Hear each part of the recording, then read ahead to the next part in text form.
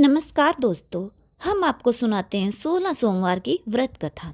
मृत्युलोक में भ्रमण करने की इच्छा करके एक समय श्री भूतनाथ भगवान महादेव जी माता पार्वती जी के साथ पधारे। वहां भ्रमण करते करते वे धर्म देशांत गर्त अमरावती नाम की अति रमणीक नगरी में पहुंचे। अमरावती नगरी अमरापुरी के सदृश सब प्रकार के सुखों से परिपूर्ण थी।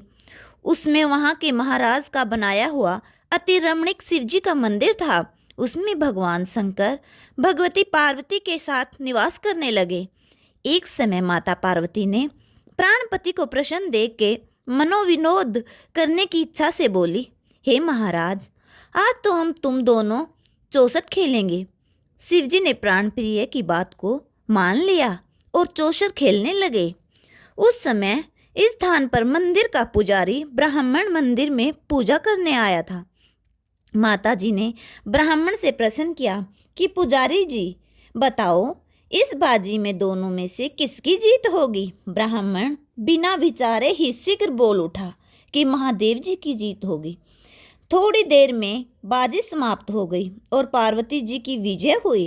अब तो पार्वती जी ब्राह्मण को झूठ बोलने के अपराध के कारण श्राप देने को उद्यत हुई। तब महादेव जी ने पार्वती को बहुत समझाया, परंतु उन्होंने ब्राह्मण को कोढ़ी होने का श्राप दे दिया। कुछ समय बाद पार्वती जी के श्रापवश पुजारी के शरीर में कोढ़ पैदा हो गया।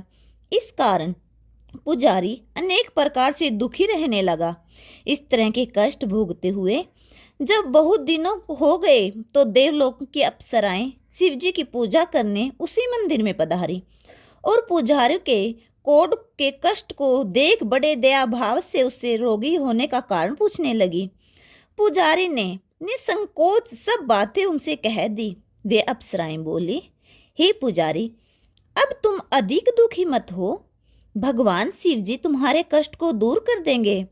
तुम सब व्रतों में श्रेष्ठ 16 सोमवार का व्रत भक्ति भाव से किया करो। पुजारी जी अप्सराओं से हाथ जोड़कर विनम्र भाव से 16 सोमवार व्रत की विधि पूछने लगा। अप्सराएं बोली कि जिस दिन सोमवार हो उस दिन भक्ति के साथ व्रत करें।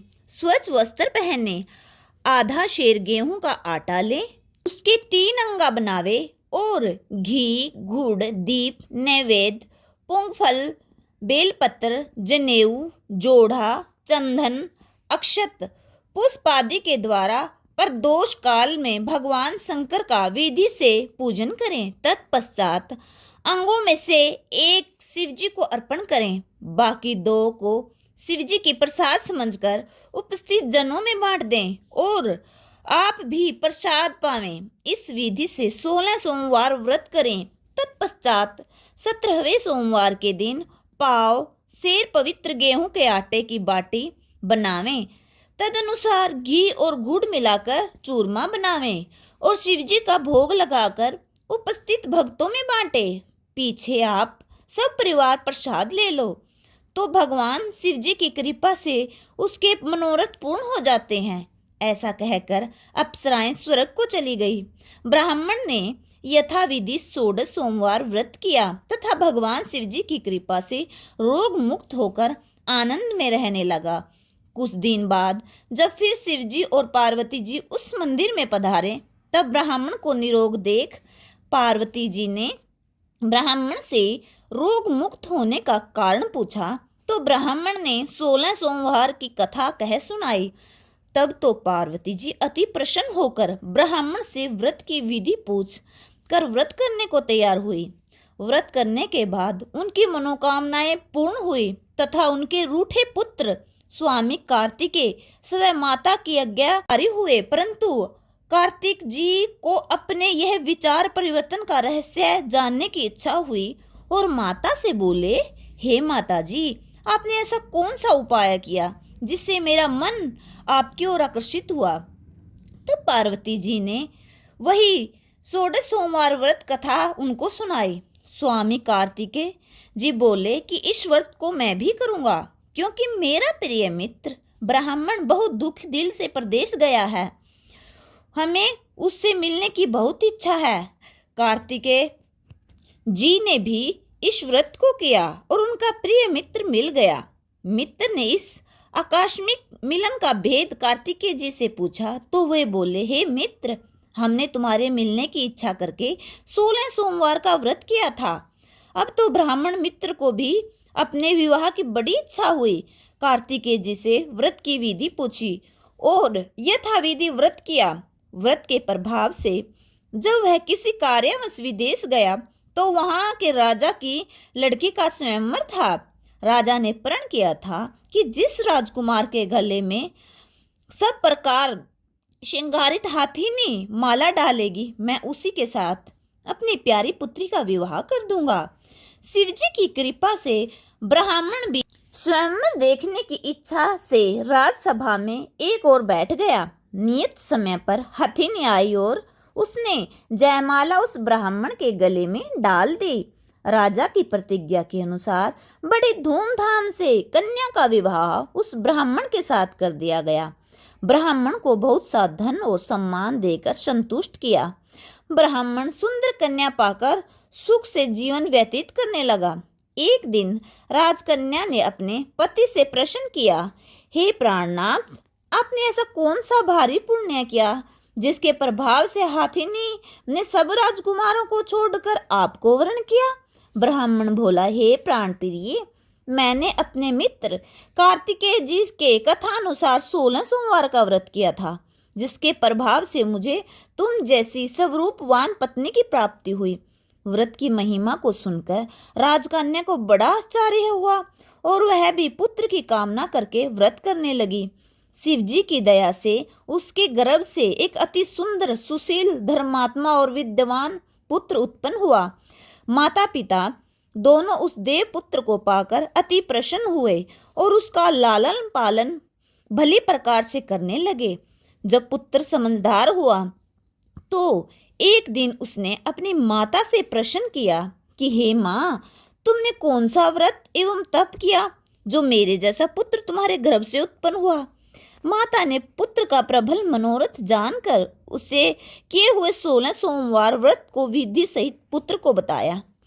पुत्र ने ऐसे सरल व्रत को और सब तरह के मनोरथ पूर्ण करने वाले सुना तो वह भी इस व्रत को राज्य अधिकार पाने की इच्छा से हर सोमवार को यथाविधि व्रत करने लगा। उसी समय एक देश में वृद्ध राजा के दूतों ने आकर उसको राजकन्या के लिए वरण किया। राजा ने अपनी पुत्री का विवाह ऐसे सर्वगुण संपन्न ब्राह्मण युवक के साथ करके बड़ा सुख प्राप्त किया। वृद्ध राजा के दिवंगत हो जाने पर उसी ब्राह्मण बालक को गद्दी पर बैठाया गया, क्योंकि देवगंत राजा के कोई पुत्र नहीं था। राजा का उत्तराधिकारी होकर भी वह ब्राह्मण पुत्र अपने 16 सोमवार के व्रत को करता रहा।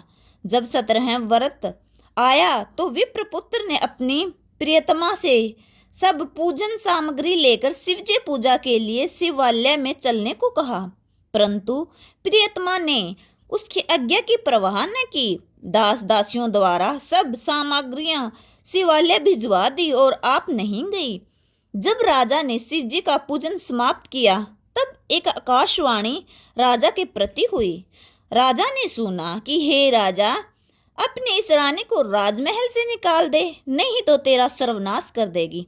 आकाशवाणी को सुनकर राजा को आश्चर्य का ठिकाना नहीं रहा और तत्काल ही मंत्रालय में आकर अपने सभासदों को बुलाकर पूछने लगा कि हे मंत्रियों, मुझे आज शिवजी की वाणी हुई कि राजा तू अपनी इस रानी को निकाल दे, नहीं तो ये तेरा सर्वनाश कर देगी। राजसभाएं, मंत्री आदि सब बड़े विषमय और दुख में डूब गए, क्योंकि जिस कन्या के कारण राज मिला है उसी को निकालने का जाल रच रहा है। यह कैसे हो सकेगा? अंत में राजा ने उसे अपने यहाँ से निकाल दिया। रानी दुखी हृदय से भाग्य को कोसती हुई नगर से बाहर चली गई। बिना पदत्राण, फटे वस्त्र पहने, भूख से दुखी धीरे धीरे चलकर एक नगर में पहुंची। अब रानी एक तेली के घर गई तो तेली के सब मटके शिवजी के प्रकोप के कारण उसी समय चटक गए। ऐसी दशा देख तेली ने रानी को अपने घर से निकाल दिया। इस प्रकार रानी अत्यंत दुखी पाती हुई एक नदी के तट पर गई तो नदी का समस्त जल सूख गया। तत्पश्चात रानी एक वन में गई।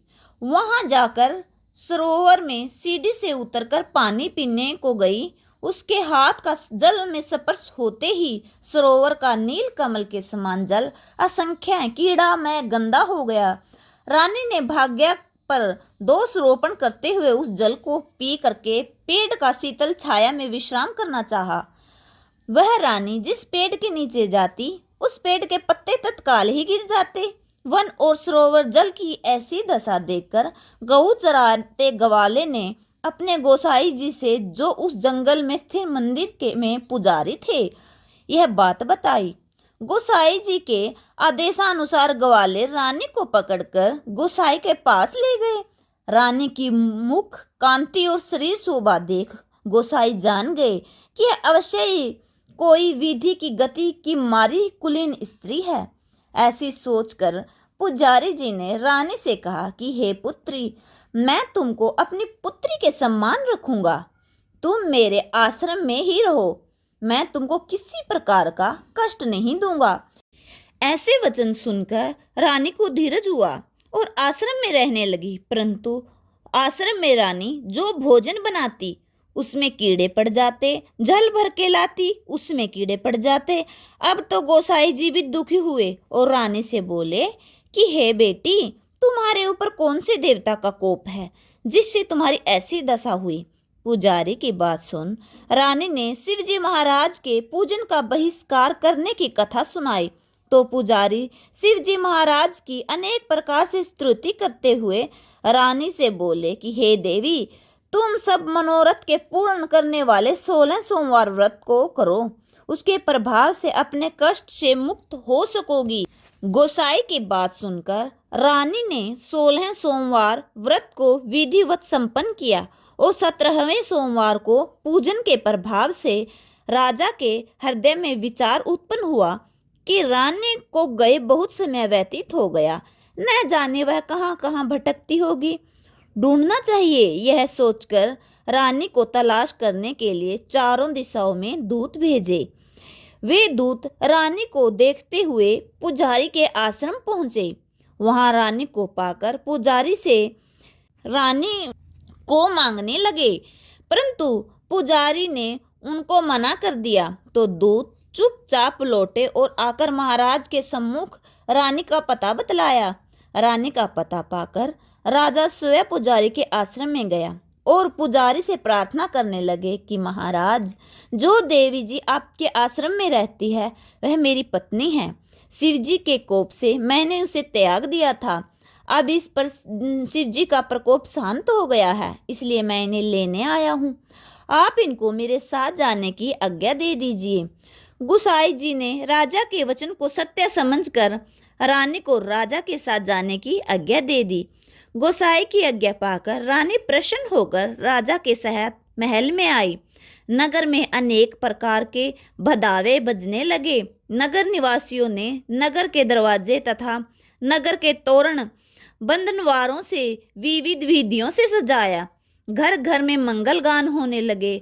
पंडितों ने विविध वेद मंत्रों का उच्चारण करके अपनी राज रानी का स्वागत किया। ऐसे ही जो मनुष्य मनसा वाचा कर्मणा द्वारा भक्ति सहित 16 सोमवार का व्रत पूजन इत्यादि विधिवत करता है, वह इस लोक में समस्त सुखों को भोग कर अंत में शिवपुरी को प्राप्त होता है। यह व्रत सब मनोरथों को पूर्ण करने वाला है। बोल शिव शंकर भगवान की जय।